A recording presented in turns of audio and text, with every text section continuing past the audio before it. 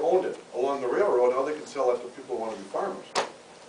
So they're making money directly, and they're making money indirectly through the sale of the land that they got, every other section. The Great Northern Railroad was one of the weird ones.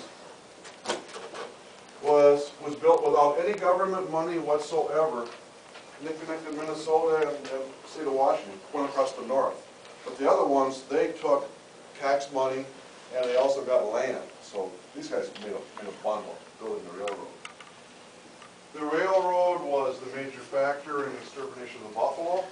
They cut through the range, and they seasonally migrated, and they just slaughtered them along the railroad tracks.